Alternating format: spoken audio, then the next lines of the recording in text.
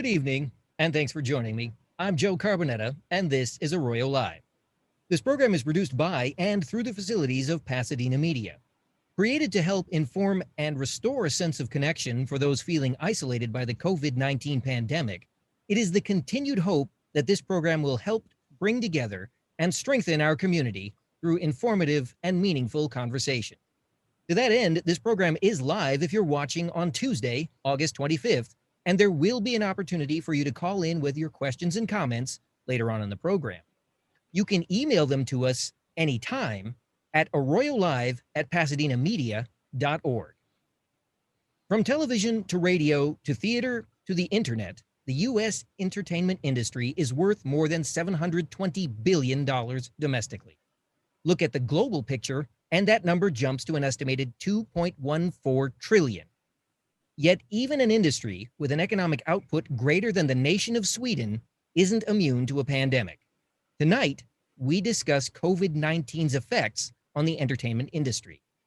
I'm fortunate to have with me several industry professionals: Miss Vicki Goldsmith, an actress, producer, assistant director, and DGA member; veteran television news anchor and journalist, Mr. Jeff Michael; and Miss Roe Moore, a script supervisor, producer, and director.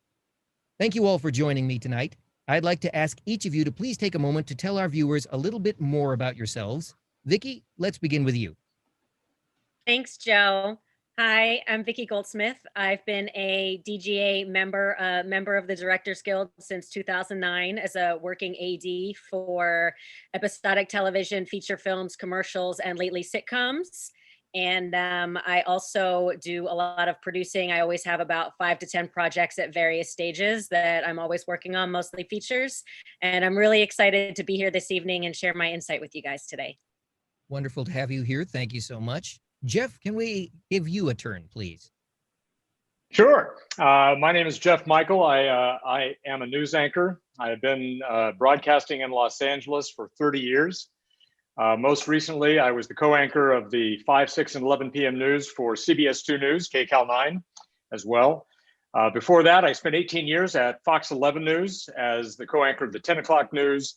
I co-created and launched the 5 o'clock show that we did called Studio 11 LA back then. And I arrived in Los Angeles in 1990 at ABC 7 as a crime reporter. Prior to that, I worked in 3 other states doing not very good television. So that's a little background for you. Certainly a very distinguished career. And thank you for joining us again this evening. And lastly, but not least, Ro, would you tell us a little bit more about yourself too, please?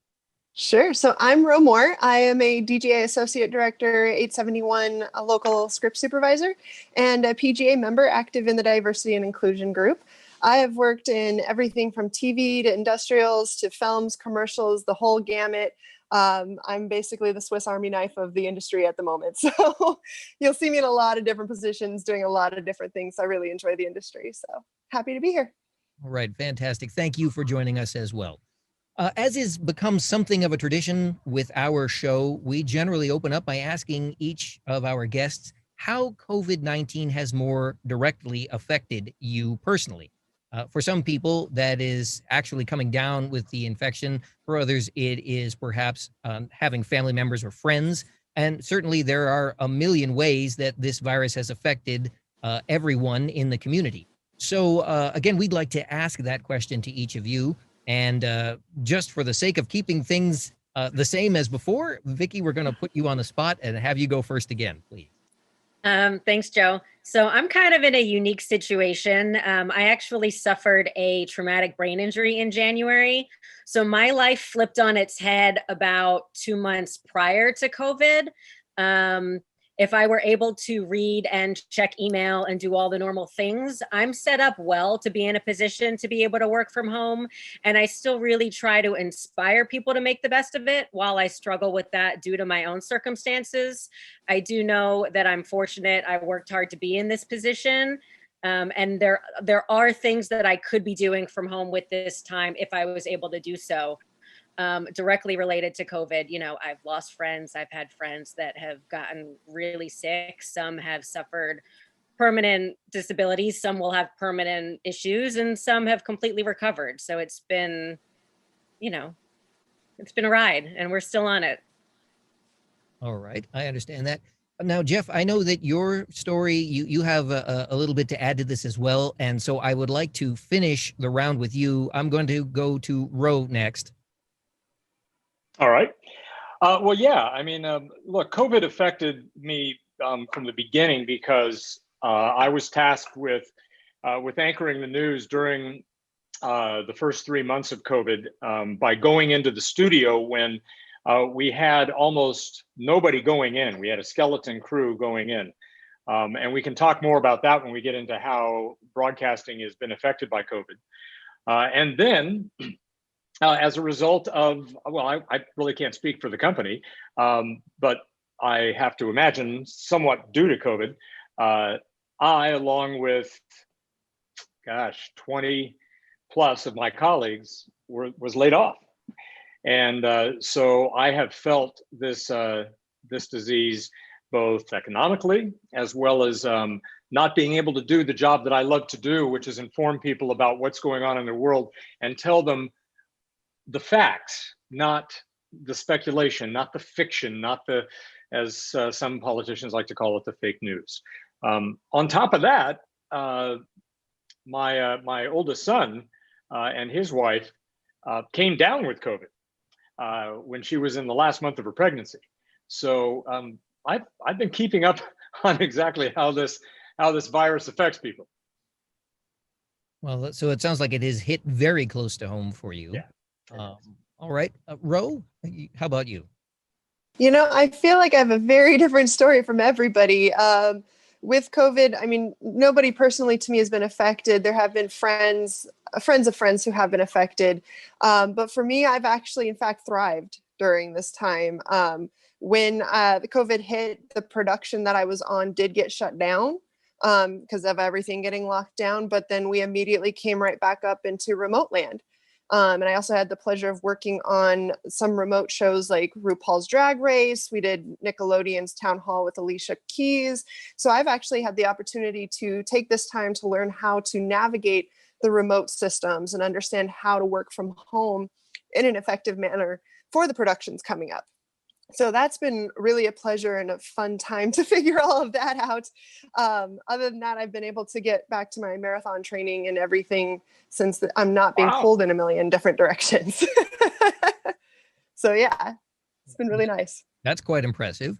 The entertainment industry is interesting in that, as I mentioned at the top of the show, there is a lot of money to be made in the industry. There's a lot of money that is spent in the industry. We here, where this program is being produced, are a very, very local channel with a very, very small budget. But one of the things that has certainly changed as a result of COVID is that the playing field seems to have been greatly leveled. Stations that are small, such as ours, now have a video quality that is more on par with some of the largest networks in the nation. But certainly there are a lot more changes behind the scenes. So what are some of the challenges that are now affecting the entertainment industry as a result of COVID? And I direct that to all of you, so anybody who wants to step in and jump on that first, but by all means. I mean, right off the bat, it's a budgetary concern. Because if we're coming back to being on set and everything, we have a new set of protocols that have to be in place. There's a whole new set of people that have to be on set. Like we have the COVID compliance team now, and they're in charge of helping everybody stay on set and stay safe. So that's a new line item that a lot of productions weren't anticipating that has bolstered that. Also, it's good to note that a lot of insurance companies aren't wanting to insure COVID situations. And that's a big concern because even to get COVID on an insurance is on insurance contract. Policy. Essentially, it's almost 20% of your end budget, which is not what anybody wants to see. Anyone else with any thoughts on that? That's been all the conversations that I've been a part of have been the biggest challenge, honestly, has been insurance and testing. Insurance has been the conversation since, since 5 months ago. And then once people wanted to move forward on, okay, now we're going to do it. How are we going to do it? Then it's the testing protocols, and with the CSMs and all the necessary staff you need, there's about a 20% budgetary increase.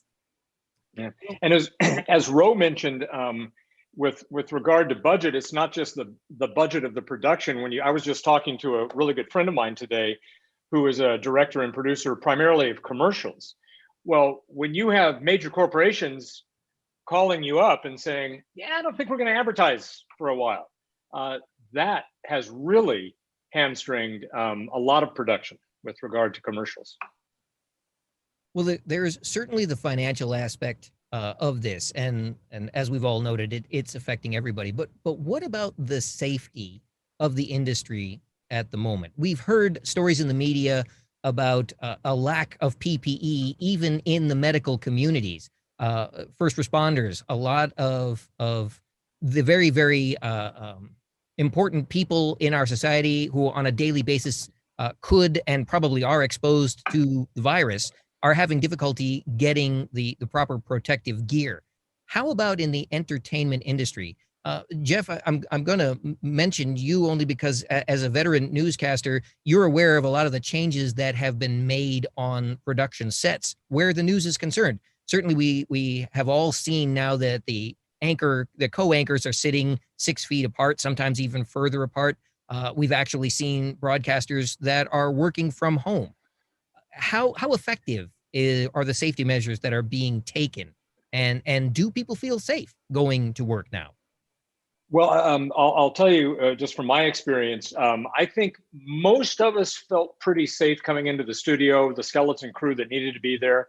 I think there was a learning curve when our meteorologist was doing the weather from home and reporters were not. It's really interesting. So the way we did it at CBS KCAL is we sealed off the building to only those of us who were allowed, who had to be there. Reporters could not walk in the building, even if they wanted to. Photographers could not walk in the building.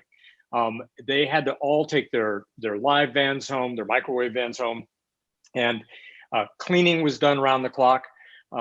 We have there are two studios on the Radford lot, one for KCAL, one for CBS. And then there's a studio in the newsroom that we use as well. We had the KCAL studio completely cleaned and sterilized, and then it was sealed with plastic and no one walked in. And the reason for that was, should anyone on our staff be tested positive for COVID, we would have all left where we were and moved into the hermetically sealed studio that we knew was sterile. It's really affected us. That is a very, very thorough and expensive undertaking that you've outlined right there. Yeah. What about you, Vicki, or you, Roe? What is your sense of the situation on set right now? Are there adequate steps being taken? Is there enough PPE to go around? Well, I think everything's going to move a lot slower. Definitely with the PPE, everyone. People that have been back, you're going to do about 9.5 hours of work in a 12-hour day. And all the first aid he has to say is it's a COVID issue. Everyone's, you don't have that same fast paced, like every rush we had before. As far as efficiency goes, I've always lived by there's three. Safety is still safety is still the most important thing. It has to be. So everyone has to abide by that. Yeah. I mean, to Vicki's point, everybody does need to work slower. However, I know that there are sets that aren't working slower and aren't taking that into consideration because we still have to make our days. It's just a matter of at the top of the day, they are taking into consideration that it's going to take an extra 30 minutes to get everybody temperature screen, the health screening, all of that. And then as soon as everything's ready to go, depending on how the pod system is set up and the zone system is set up, that determines the effectiveness of the pace and how everybody can work on set. Essentially, go ahead. No, I was just going to say, what do you mean pod and zone? Okay, so The way that they're structuring everything now is that it's by zones. So when you arrive on set, like say you're at crew parking, you've now entered zone C, which means that you can properly social distance without having to wear PPE or anything like that. It's just you're on your own to make sure that you keep the health and safety around yourself. Once you get into the studio per se, you are now in a zone B. And that means you must have required PPE on. You must try your best to keep social distance. Gatherings not available. And then the pod system in zone B allows us to do contact tracing. So say a gaffer ends up testing positive or gets news that someone close to them is tested positive. We now know who they've hung out with. And that is where we can go to those people and say, hey, we need to go get this cluster tested to make sure that nobody has it. And then we can move forward. So it's a way of separating and segregating, I guess is a better word, of the set. So that way we know who could have been exposed and who didn't get exposed. And then as you get closer to the actual hot set where we're shooting, that's known as zone A. And only certain personnel are to be in that area. So that means the director, the camera operator or DP, the actors can be unmasked in that situation. And it is understood by any crew that is in that zone that they will be working in close quarters that will not be able to keep that 6 foot distance. In that zone, we have to, if we have to be close to someone for within that 6 feet, we can only stay close to them for 10 minutes. And then we have to separate and we have to walk away. And at least take a break for about 5 to 10 minutes after that. But essentially that zone A is supposed to operate as if we were at normal circumstances, just with everyone with strict PPE and paperless in that area. So yeah, and it's a lot of sanitizing. Props has to come in, wipe the set down between stand-ins and the actors actually coming in. And again, after the actors have left, before cameras change everything. So that's kind of what the zone system and what Vicki was talking to of the set running slower. It's just now we're rushing through and making sure we get those cleaning times in. Well, so far we've heard a pretty impressive list of safety measures that are being taken. But the next question becomes, is this an industry uniform type of standard system, or are production companies pretty much making it up as they go along? Yeah, it's going as everybody is. It's wild, wild west right now. And it's unfortunate because the COVID compliance training and the health and safety supervisors that's been mentioned in the Safeway Forward papers, there's no definite answer to who this person needs to be, what kind of training background, all of that. So people who, all the way from PAs, all the way to corporate people, they're taking this one training, which is not the end of it. They have to continue training and understanding other things. But they're taking this $50 gift certificate and they're saying, I am now a COVID compliance officer, and they're walking on set and making it up as they go. There's no standard outside of, okay, well, we know we have to do temperature screenings and we have to do these zones. And that's what's putting a lot of paranoia and a lot of people returning back to work right now. Well, and superimpose upon that, it depends also where the production's being done. It's not just the wild, wild west, it's the wilder south. I mean, if you're going to states like Georgia and some of the southern states where there's a lot of production, the regulations are not as strict as they are in California. Right, exactly, which, defeats the purpose of having the Safeway Forward, but a lot of productions are also going non-union. All right. Which doesn't help the circumstance. Then I have to ask this question, which might be viewed as incendiary, and I apologize if that is the case. But is there a mechanism, if you don't feel safe or you don't feel comfortable in a given environment, is there a mechanism where you can refuse without it negatively affecting your career going forward? So I feel like really just like anyone would in life right now, you really have to approach any job, and like producers can set the precedent for this, Ro, you can agree with me or not. But just honesty and trust. Like if you walk in and you're not comfortable, you're going to have to speak up. Like even if people are doing what they're supposed to be doing, the Safeway Forward, it's a 37-page document. There's so much stuff it doesn't cover. It does not address. People don't understand. Like I wore a glove, I touched a door, but then I touched this paper. Like if you're not comfortable, you have to speak up. You have to make yourself comfortable. These are new territories for everyone. And I think that's really, really important. Right. And on top of that, like at least here in Los Angeles, there are a couple ways and methods that you can approach the safety issues without it having to be you. You can always lean on the unions, even if you're non-union. The IATSE locals are asking you to call them and say, hey, I feel that unsafe on set. You can always hit up SAG-AFTRA. SAG-AFTRA has a safety line, and you can reach them. And as long as it's a SAG production, and you'll know that because the talent will be SAG, you can call them and they will show up and they can help you out. And it can be completely anonymous. You can also reach out to the county commissioner, because they're asking for feedback on these COVID compliance officers. Are they being effective? Is it helping set and making things more safe? There are these numbers to reach out to. The biggest one that I cannot talk about the most is you've got to call Film LA. If you don't call Film LA, then it's a big problem, because Film LA will have the permit information on file. On that permit, they're required to list who the COVID compliance officer is. If they call the COVID compliance officer and find that they're not on set, or that they're a PA or anybody that is not properly trained to be in that position, they will come out and shut down the set using LAPD. So we need to understand that we don't even have to be on set and say to the producer, I don't feel comfortable working here. But you have these outside resources to prevent you from being that reputation of, hey, I'm the one that called. Okay. And let me just throw in here, though. I mean, as a SAG-AFTRA member, speaking up for my per diem and freelance colleagues, I don't think that in news, reporters, and really there are some anchors who are freelance, which is another issue entirely. I don't think they feel so protected. And it's not that I'm pointing a finger at SAG-AFTRA. It's just that the cohesiveness in news gathering is not like it is in television and film production.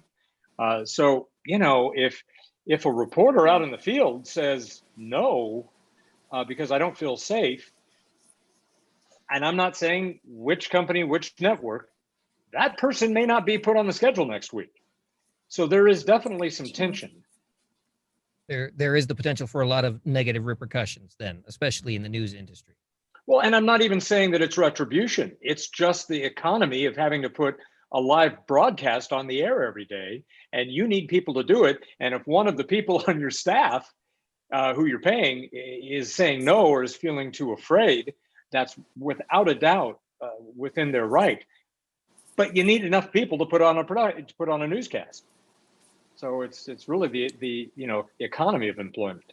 People may not think of television news or reporters in the news industry in general as being a dangerous job, but it certainly does have its inherent dangers, and exposure to some of these viruses is definitely one of them.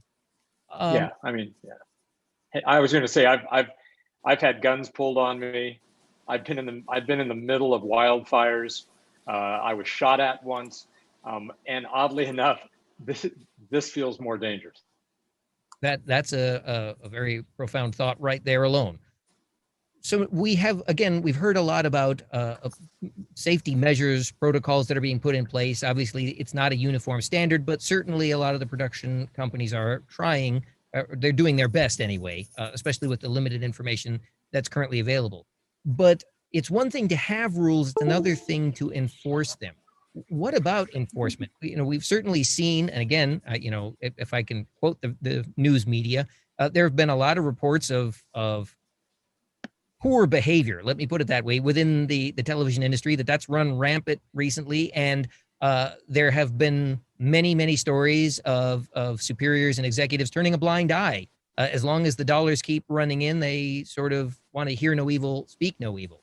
So what about enforcement? What happens if you have someone who is either not practicing proper safety protocols, or worse, it turns out to be infected with COVID? I mean, I honestly, from my side, I've yet to run into a producer who doesn't want to start that standard, to be completely frank with you. All of the producers I've been on have been more vigilant than the CCO or the COVID compliance officer. They've been walking through the set. They've been reminding people and sometimes putting the COVID officer to shame, to be honest, because they're so strict. What I can speak to of your question is what does happen when somebody does test positive, because I think this is still something on the industry tab that is just like, nobody wants to deal with it. But what has happened, at least in my understanding, there was a commercial where someone got a phone call that their significant other had tested positive, and they had already worked the first day of that 2-day commercial, and they got the phone call the morning of the second day, and he himself didn't. But it's very obvious to a crew when one person disappears. And the health and safety department, or the Department of Health Los Angeles, says that we can't report just one person. It has to be a total of 3 people on set that have tested positive before we have to report it and make it more publicly known. So, and he didn't actually test positive. He got tested that day. He was negative, but because someone significantly close to him that he lives with, he had to leave the set. So they followed proper protocol. But when the crew found out, they flipped it and said, oh my God, he tested positive. They still let him work. How dare they, blah, blah, blah, blah, blah. And the producers have come out and said, look, we did our proper protocol. We have all the paperwork here to show. And when that call came through, we took care of it in the moment that we could. We even retested all of you guys at lunch. You know that you're safe. We did what we could in this moment, but nobody could have predicted the situation would have occurred. So I think it's a lot of understanding, hey, all we can do is mitigate. We can't eliminate. And everybody who goes to work needs to have that understanding that they are still risking themselves by going out there. Yeah.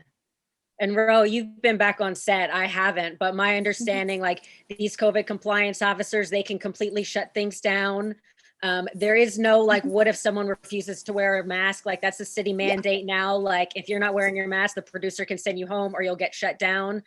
My understanding too, from the UPMs that I've talked to, is people are starting to think about having backup crew. Like, cause if you show up and you're positive or you have a temperature, that's it. You go home, no questions asked, doesn't matter what your position is. So people are starting to think about like, okay, let's have people in our back pocket, which at some point could get expensive if you have to start paying people to be on hold.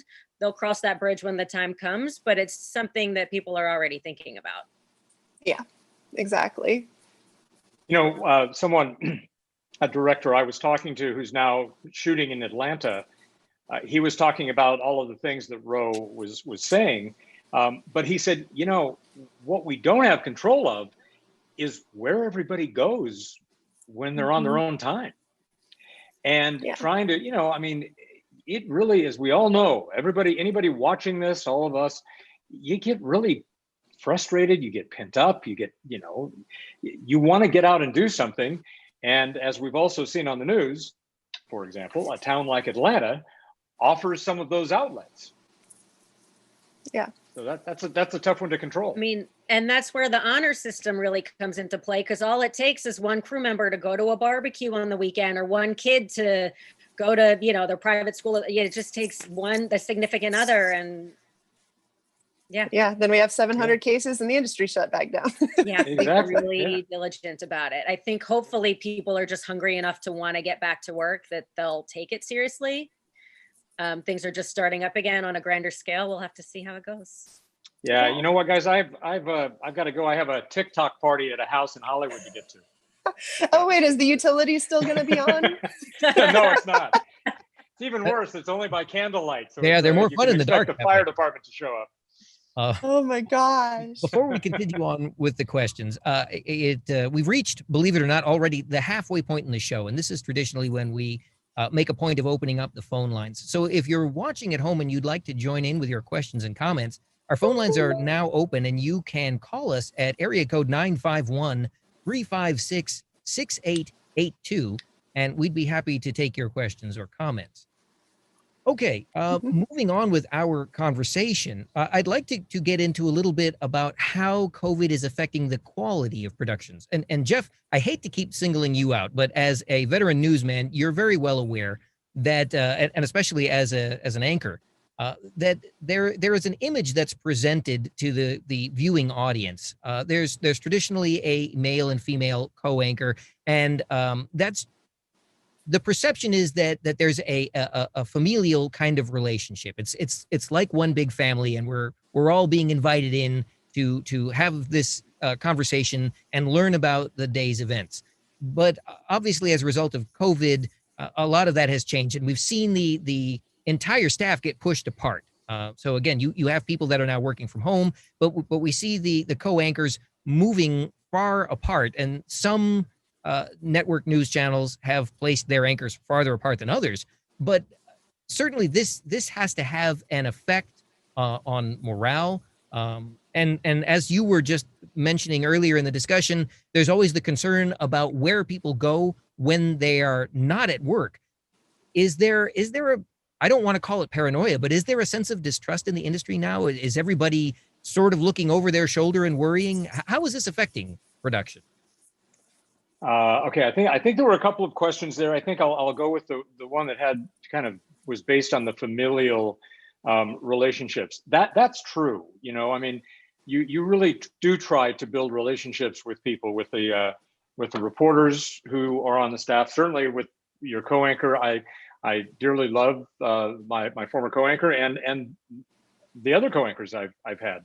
But yeah, it's just like any other relationship when maybe with your aunt and uncle or your best friend or whatever. If enough time goes by, you really that familiarity, that kind of relaxed delivery, that the interaction that you have on the air starts to suffer, and especially now you add to that some reporters are out there wearing their masks. So you know how, and you're right, Joe. It's not just about relationship between me and the co-anchor or the co-anchors and the reporters. It's about our family's relationship with the viewers. How do you do that? It becomes so serious and so didactic, and so it almost moves into kind of being a little callous. So I don't know how you get around that other than just trying a little harder and trying to inject a little hope into the situation, or in my case, a little levity. Humor is always a good thing for certain. Yeah. Roe, Vicki, your insights on this. I mean, you're approaching it from perhaps a slightly different perspective, not being so much in news, but in episodical production or in film production. There are the romance scenes and so on. How is that all being dealt with now? Well, from my perspective, a lot of it is now in the casting. We're casting people are finding couples that are already been together or have been quarantined together, families that are already together. So when they show up on set, there's no, hey, you're going to be kissing so-and-so. You don't know so-and-so. So a lot of that's prevented in that. There is a lot of, in scripts that I've been reading and seeing coming across, a lot of social distancing is being reflected in what we're going to be seeing on screen in these shows coming up.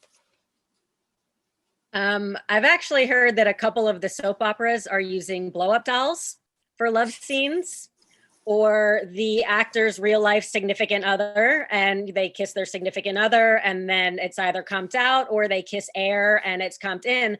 So the good thing about 2020, there's a lot of technology, visual effects, green screen, so they have that ability. Yes, writers have been told by producers to kind of eliminate crowds, nothing too intimate, or use green screen. If it does have to be intimate, then there'll be like a full quarantine required, which could get costly. I've actually heard a friend of mine who runs an animation studio told me that they're using a lot of motion control. So imagine like your empty set and you have one actor going through the set. The camera does the same thing. You do it with 10 different people and it looks like the set is filled. So you don't have, back to what you were saying about like that friendship family feeling, that whole feeling is kind of lost. But with technology now, it's manipulated and created. What about behind the scenes work like makeup? We all know that in the entertainment industry, there's a lot of makeup involved, and depending on the type of makeup that needs to be done, some of this can take hours prior to taping beginning. How is that being dealt with? Because now you're in an enclosed environment with somebody in very, very close quarters for potentially a really long period of time. Sure. I was going to I'll just jump in because I think probably Roe has more to say than I do. But when this began, we have a makeup artist who does our makeup. When this began, there was a memo put out that said, no makeup artists, all anchors and reporters will be doing their own makeup. Well, that's kind of a recipe for disaster. I mean, you already aren't looking as good as you should, and having us do our own makeup, probably not that we haven't, but anyway. And so then they brought our makeup artist back in, who was masked up with the shield and gloves, and changed gloves in between people. And each anchor or reporter, which they already did, have their own makeup kits. They wipe down the makeup chair, which, I mean, if you guys, for those of you watching, most makeup chairs, not the ones on location, but in studios, they're basically like old-fashioned barber chairs. So they can take a wiping down. They've been around for 50 years anyway, and it worked pretty well. I mean, you just trust your makeup artist that he or she is doing what they're supposed to do. And I've heard. Oh, go ahead. Oh no, go ahead, Vicki. I was just going to say, I've heard that they're doing more hair and makeup trailers too. They're going to have like multiple trailers so that you don't sit on top of each other. You can be 3 chairs apart.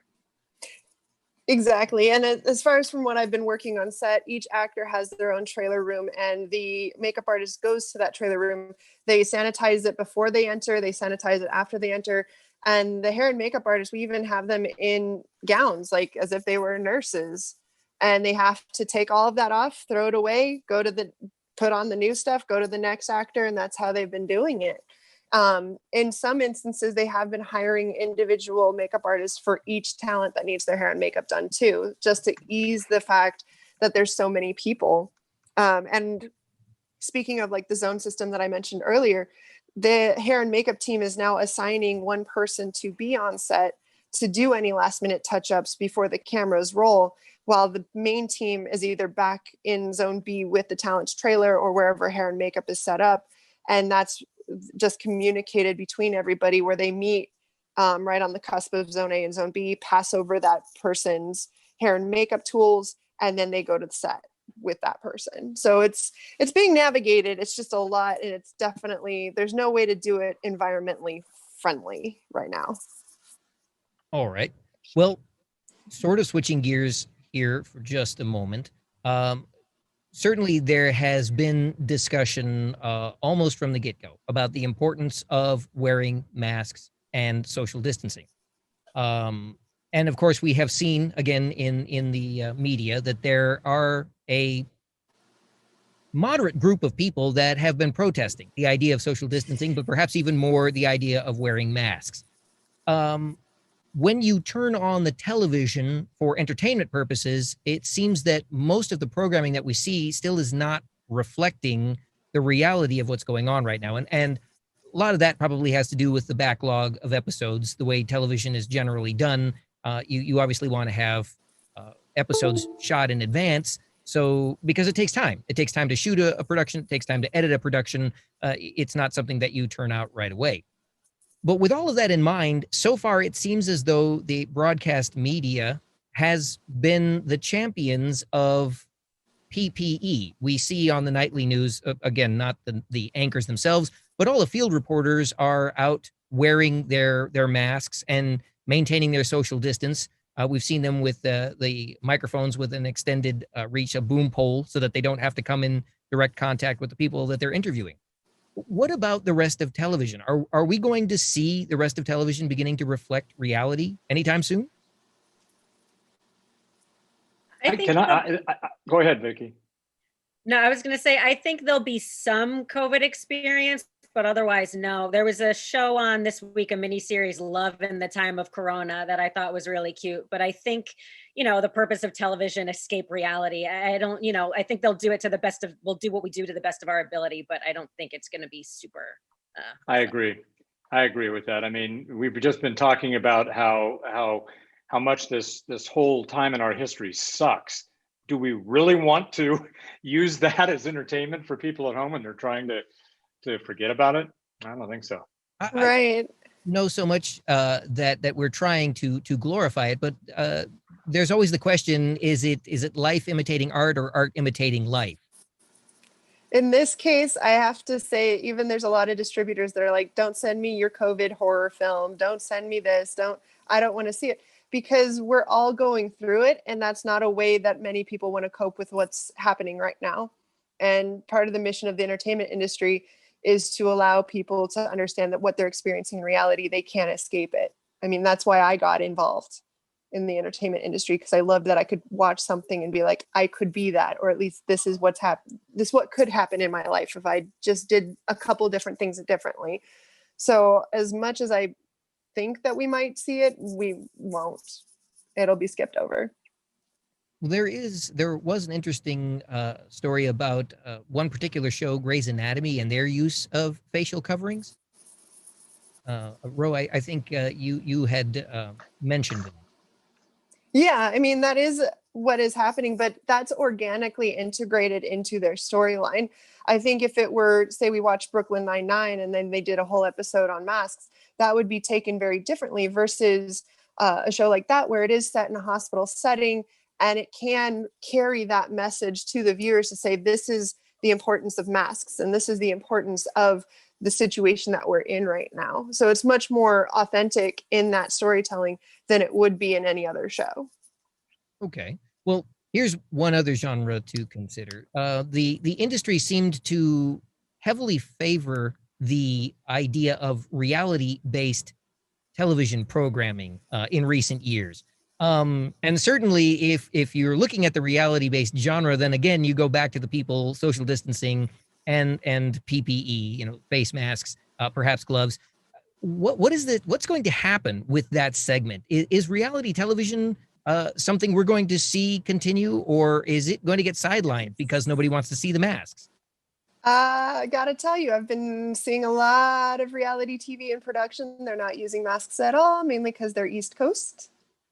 So, but even then, reality TV was the cheapest to produce during COVID, because legit, they'd send the camera kit, send a lighting kit, talent would set it up on a Zoom call. The producer would be there doing story producing, asking questions, doing the whole interview. They'd ask, if you watch Food Network, Guy Fieri set up GoPros, Robert Irvine set up GoPros, and they did the show entirely like that. So it became a very cheap and effective way to still create content. And I think we're going to have to learn from that on the narrative scripted side of how to apply what they've learned and make that kind of happen. And so, I know, but one of the shows that I am transcribing for is on TLC, and one of the storylines is to follow how this couple is dealing with COVID and being in quarantine as they're navigating their 90 days. But they're not using masks. I can tell you their content doesn't have them wearing masks, even when they're out and about. So it will make people go, well, if this was shot in quarantine, shouldn't they have been wearing masks? And I wonder if there will be any backlash in that. But is this possibly also one of the situations where you have people within the production industry that feel as though they can't say no, they can't go against the grain, and so they're just maintaining business as usual, even though that may not be the safest course of action? Maybe. I mean, I've still seen the crew still wearing masks. I've seen the crew still wearing face shields. So they are taking the proper precautions as far as that is concerned on reality TV.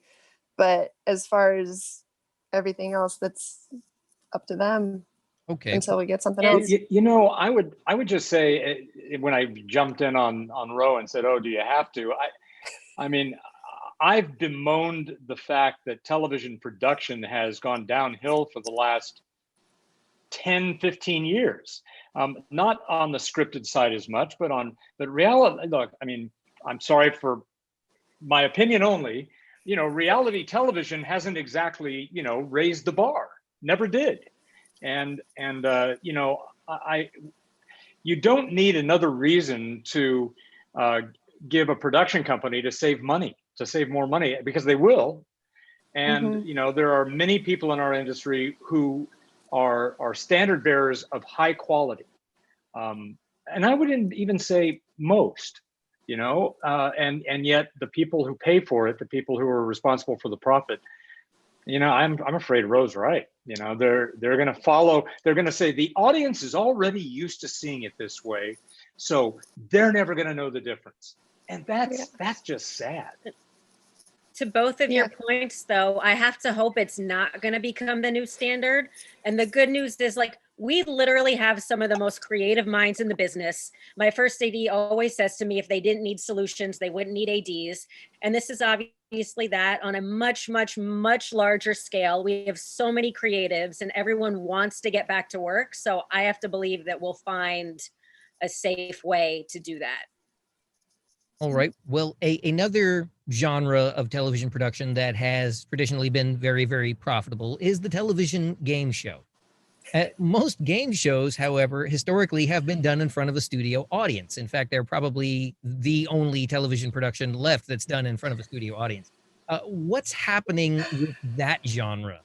I have to laugh so hard because, as maybe Pasadena Media has told or not, but the game show we did for Arroyo Channel finally did get picked up when we're en route to be into production, and we have to go without an audience. And even the other shows that I work on too, like we're doing the Carolers competition show that traditionally airs on CW. We're doing that without an audience. We're hoping by the time Masters of Illusion comes back up for production that we can have what AGT is doing is the virtual wall of audience. Because in Magic, you can't do anything if there's no spectators, really. So I'm hoping and praying that the way AGT incorporates this wall of audience will become a better standard and be well executed and set the bar and example for how these other shows can now return with an audience. Well, let's take a look at how the NBA playoffs are doing, because they're using that audience as well. This is true. This is very true. Look at Vicki. Look at Vicki. I can't. I'm with you. I know. I think it's going to be hardest for like sitcoms and live audience, like for the actors and comics that are used to that. I also saw, I didn't know about AGT, but Steve Harvey is doing that too. And I think you can do it through OCA, just log in and be a member of the audience via Zoom. OCA? On camera audience. Oh, on camera audience. Sorry. Yeah, it's a little website, but yeah.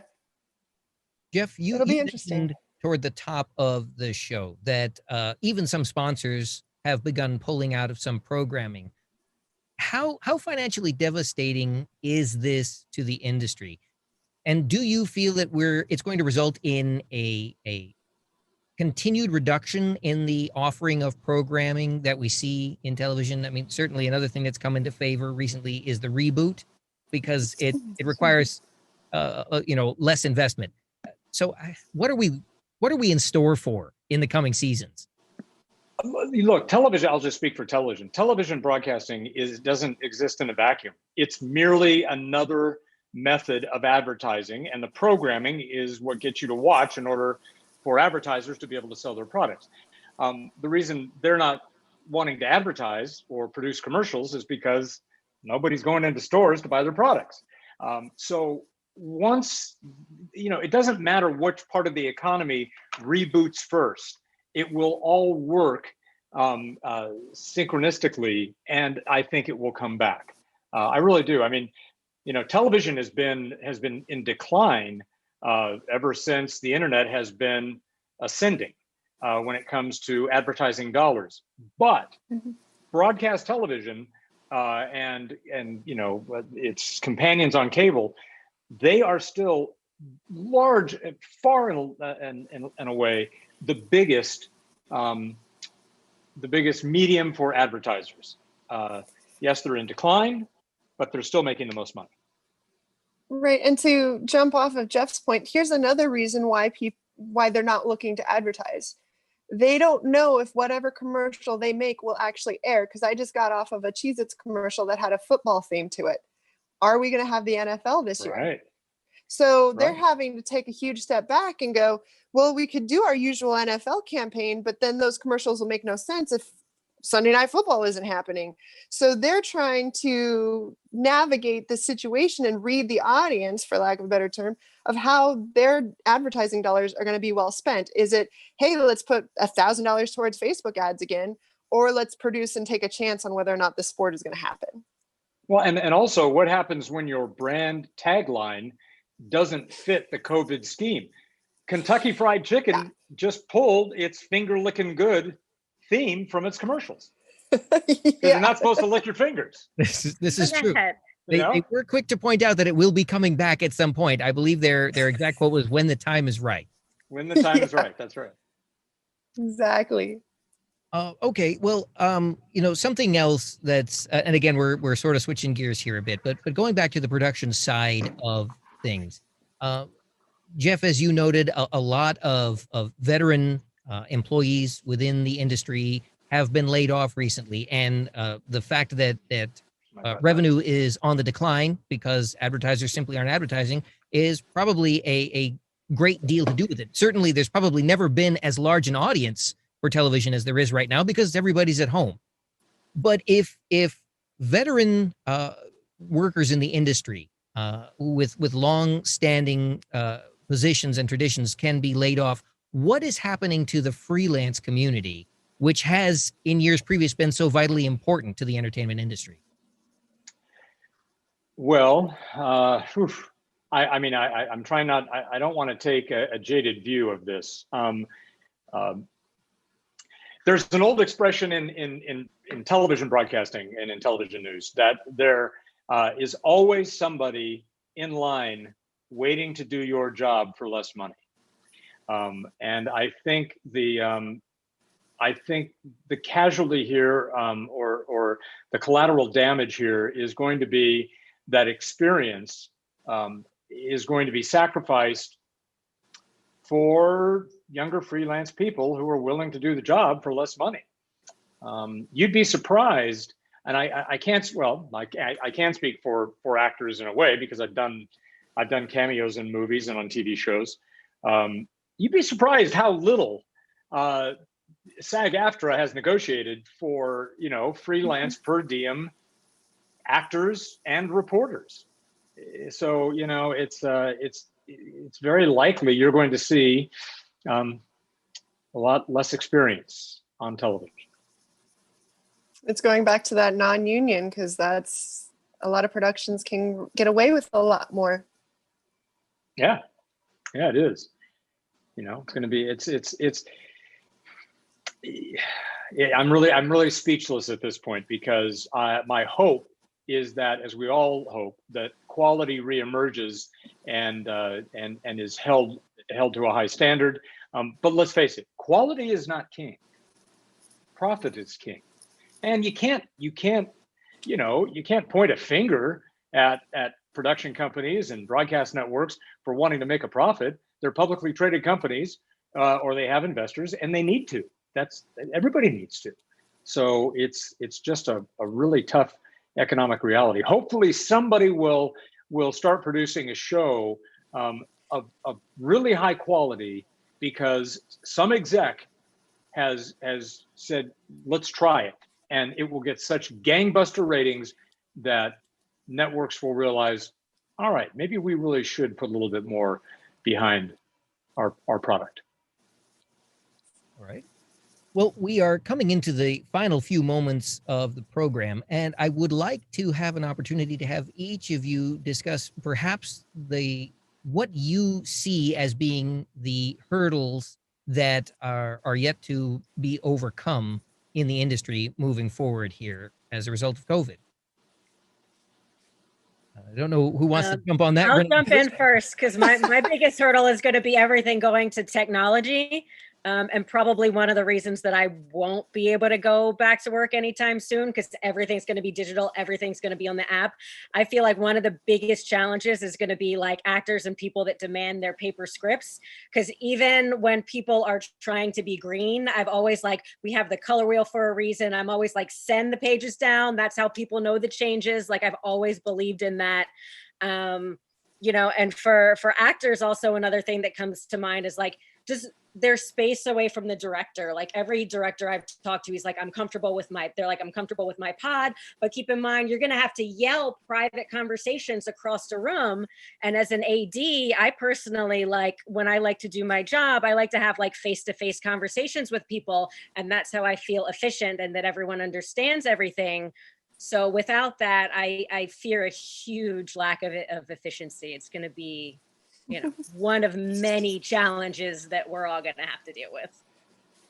I will echo Vicki's sentiment. I am putting together a full resource for everyone in the industry. It's called filmincovid.com.